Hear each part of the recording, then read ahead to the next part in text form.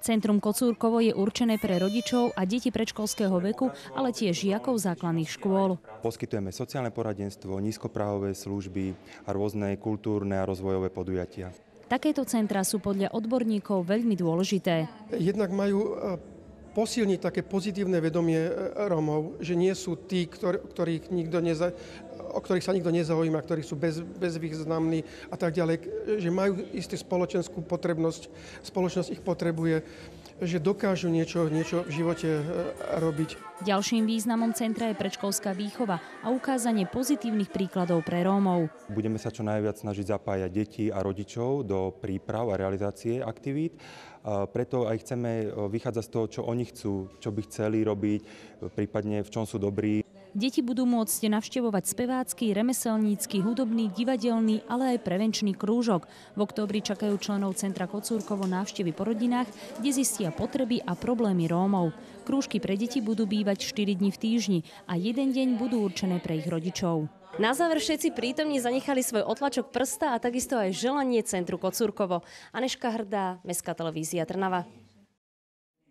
Študenti z katedry etnológie a mimoeurópskych štúdií UCM s pracovníkmi centra Coburgovo robili spoločný projekt. Chceli poukázať na to, ako sa žije v sociálne a ekonomicky vylúčených lokalitách v našom meste. Zistili sme, že situácia je síce náročná, ale nie zúfalá, že tam, kde ľudia sa snažia niečo urobiť aj pre tých ostatných, tak určite sú cesty, ktoré vedú k nejakému úspechu a k cieľu. Študenti etnológie robili výskum v 4 oblastiach: zamestnanosť, vzdelávanie, zvyky a tradície, rodinný život a chudoba. Cieľom práce u nás bolo zistiť, aká je zamestnanosť a nezamestnanosť u Rómov, aká je napríklad ich vysnívaná práca. V podstate by pracovali úplne, že hoci čo, napríklad aj upratovačky, že nemajú problém s akoukoľvek prácou. Na univerzite predstavili študenti svoju prax v centre Coburgovo, výsledky, ku ktorým sa dopracovali, a vystavili fotografie z rómskej komunity. Rodičia majú záujem napríklad o školy, ale by chceli zintenzívniť spoluprácu so školami, aby viacej boli prizývaní do akcií, aktivít. Takisto pri tej zamestnanosti sme videli, že rodičia by sa veľmi radi zapájali do rôznych aktivít, pracovných ponúk, ale tá škála je veľmi úzka. Mladí etnológovia nerobili len prieskumy, ale aj pomáhali v centre Coburgovo s prípravou rôznych akcií: karnevalu, výstavy fotografií, Dňa boja proti chudobe. Katedra etnológie bude získané výsledky analyzovať a navrhne praktické riešenia rómskej otázky. Anna Reptová, Mestská televízia Trnava. Tanec, hudba a najmä vlastná tvorba klientov z centra Coburgovo.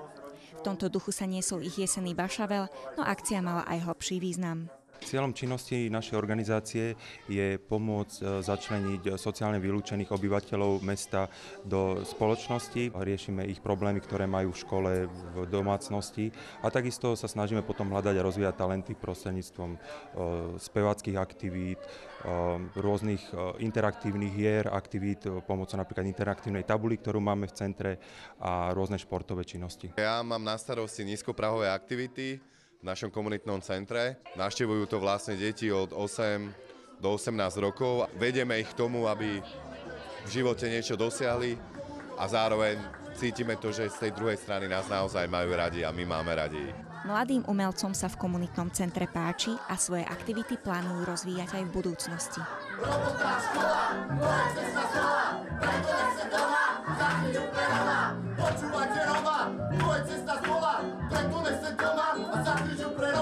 Aj napriek svojej snahy sa častokrát stretávajú s predsudkami.